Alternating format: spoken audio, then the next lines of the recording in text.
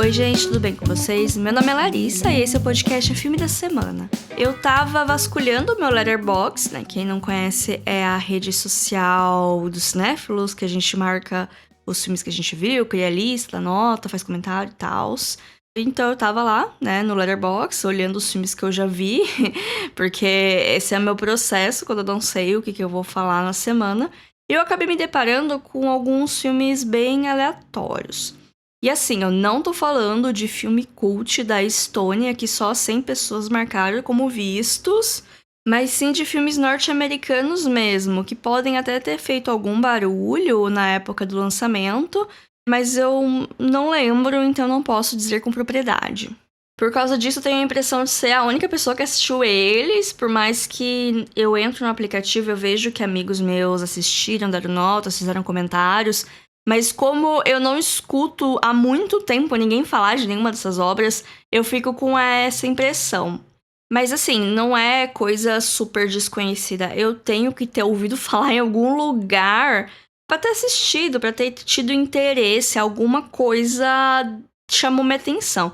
Apesar que eu sou bastante influenciada por posters bonitos e por fazer maratonas de atores específicos. Eu acabei montando uma lista grande, então se vocês gostarem desse tema, se esse episódio performar bem nas redes, dá pra fazer uma parte 2, até mesmo parte 3 no futuro.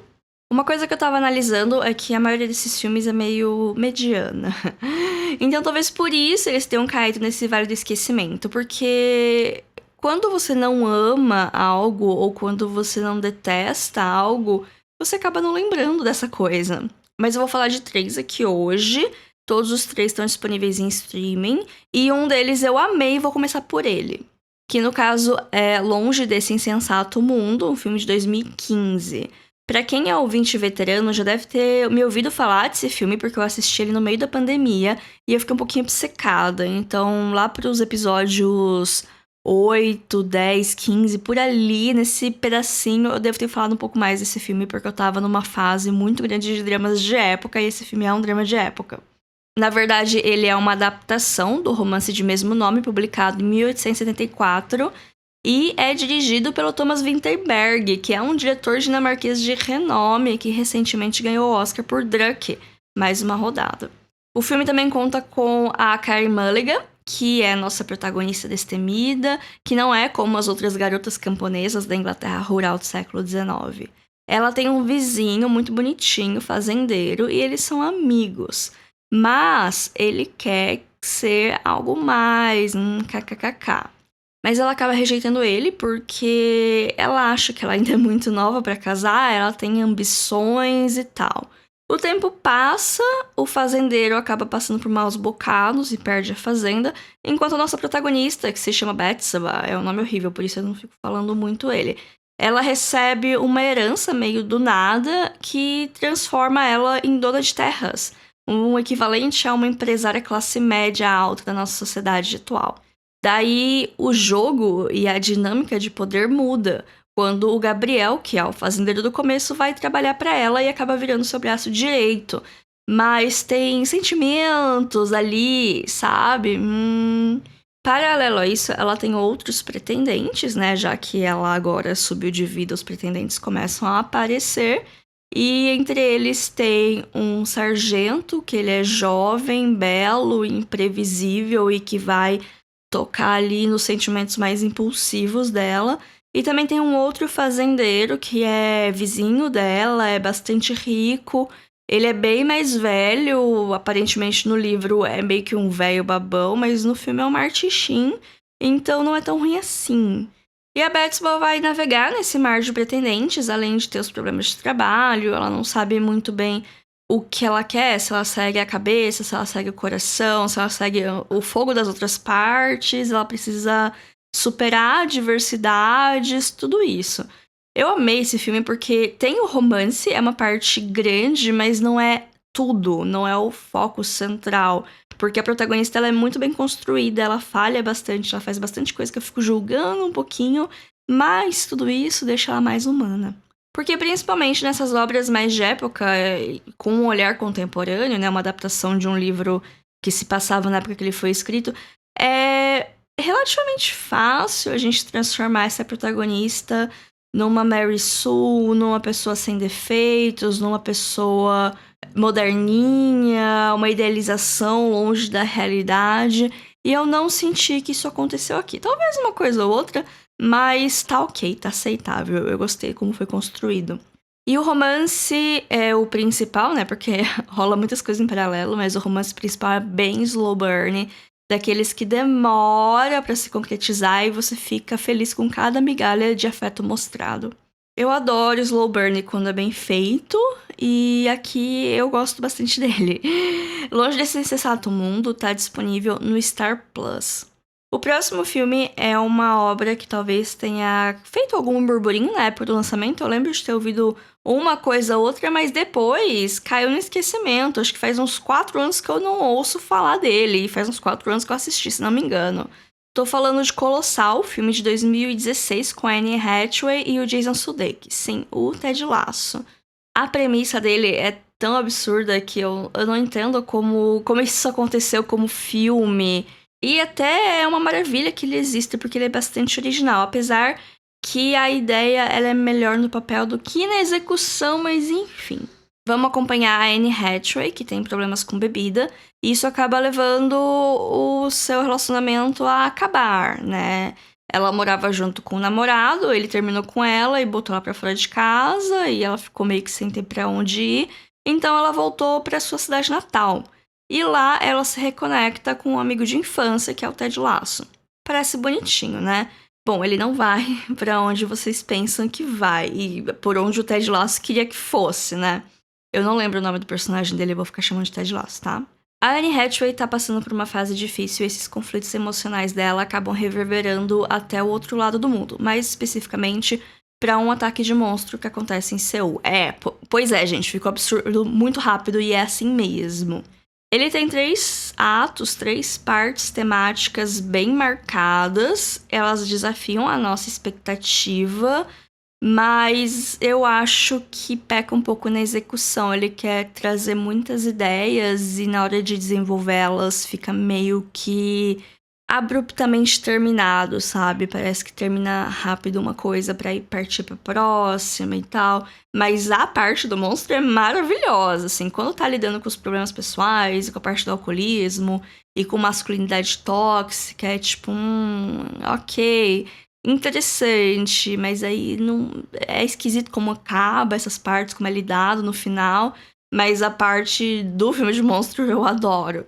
Eu falei, né, que a ideia era melhor no papel do que na prática, mas, dito tudo isso, é maravilhoso esse roteiro existir, ele é extremamente original e ele tem potencial pra virar um futuro cult, se é que já não é e eu nem tô sabendo, né?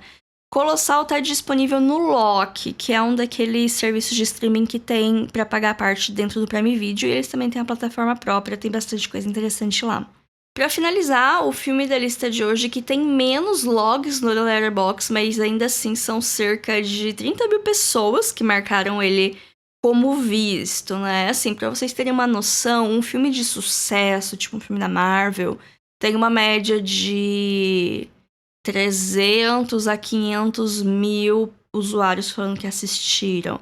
Eu já assisti filme que, tipo, 100 pessoas falaram que assistiram, mas geralmente são filmes que eu vejo em cabine, que ainda não teve um lançamento muito grande, ou filmes que só passaram em festival e não chegaram direito em lugar nenhum, ou filmes da Fílmica. Os filmes que eu assisto que tem menos gente que assistiu são muitos dos filmes da Fílmica, porque são filmes muito pequenos de países, assim, que não tem uma indústria tão consolidada quanto os Estados Unidos, quanto o Brasil, quanto, sei lá, a Índia.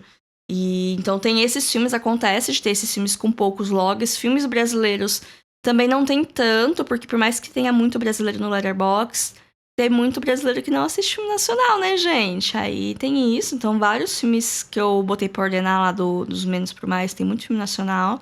E assim, 30 mil logs é bastante gente que viu, mas mesmo assim, pro espectro geral, que um filme blockbuster popular vai ter 10 vezes isso, 30 mil não é tanta coisa assim. Os outros eu acho que Colossal tem 60 mil e Longe desse Sensato o Mundo deve ter uns 90 mil, coisa assim, tudo menos de 100 mil, mas ainda assim, bastante pessoas viram, né?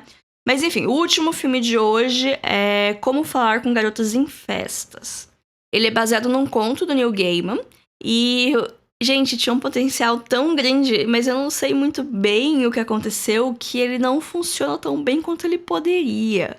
E ele é dirigido pelo John Cameron Mitchell, que é famoso por causa de Short Bus, Hedwig and the Angry Inch, que são 2 filmes muito famosos em alguns rincões da cinefilia. E tem a Ellie Fanning e a Nicole Kidman no elenco. Eu fui ver cheia de expectativa, eu achei um pouquinho decepcionante, que parece ser uma impressão geral das outras 2 pessoas que eu conheço que também viram o filme. Mas assim, vale a experiência, porque ele é um filme bizarríssimo. E tem uma estética punk muito legal. E ele é curtinho também, acho que ele tem 1h40, alguma coisa assim. Ele se passa nos anos 70 e segue um grupo de adolescentes que ele quer se infiltrar numa festa por causa de mulher, né? Eles veem as menininhas lá e falam, e se a gente for lá falar com elas? Por isso que chama Como Falar com Garotos em Festas. Aí eles se infiltram nessa casa, só que é uma festa de outro mundo. Sim, gente, temos ETs aqui. O pessoal dessa casa são ETs, as mulheres principais são ETs. Tem um romancinho com a Ellie Fanning, com o protagonista, que eu não lembro o nome. Ele é um jovem inglês médio, e ele parece um jovem inglês médio. É meio que isso, é esquisita, mas é interessante. E é um filme original, por mais que seja baseado num conto, ele tem uma premissa bem diferente. Como Falar com Garotos em Festas está disponível na Netflix. Bom, gente, esse foi o episódio de hoje. Espero que tenham gostado. Não sei se foi muito dicas, porque um filme eu gosto muito, eu espero que seja uma dica, assistam Longe desse Insensato Mundo. Os outros 2 eu não gosto tanto, mas eu acho eles bastante interessantes, eu acho que eles têm ideias legais. E às vezes a gente não pode montar a nossa seleção de filmes pensando que todo filme vai ser 5 estrelas. É claro que a gente quer assistir as coisas achando que a gente vai gostar, mas tem muita coisa que talvez a gente não ame, mas que a experiência de ter visto seja interessante, porque um adjetivo interessante nem sempre é bom, nem sempre é ruim, às vezes é um pouco neutro, mas nunca é desinteressante. Olha só, gente. Sigam a gente no Instagram, @filme.da.semana. Sempre tem conteúdo novo lá, vocês podem dar feedback, falar se vocês gostaram desse tipo de episódio, pra eu saber se vocês estão curtindo ou não, pra eu fazer mais desse no futuro. É claro, eu não vou fazer semana que vem, eu vou fazer daqui a uns 3 meses, quando eu não souber que tem uma fazer, eu vou recuperar essa lista e ver aqui que tá disponível nos streamings, porque aí tem muita coisa que eu não sei como eu vi, e eu acho que nem foi lançado no Brasil direito, e aí eu fico nessa, nossa, como que eu vou recomendar esse filme que não tem nem nome no Brasil, mas foi lançado 12 anos atrás, sabe? Então tem dessas, mas é isso, a gente também tem um e-mail pra contato, vocês podem falar comigo tanto pela rede social, quanto pelo e-mail, que é o podcastfilmedasemana@gmail.com. Esse e-mail também é uma chave Pix, caso queiram fazer alguma contribuição, alguma doação para o nosso trabalho. Qualquer valor é muito bem-vindo. E é isso, por hoje é só, pessoal. Até semana que vem. Tchau, tchau.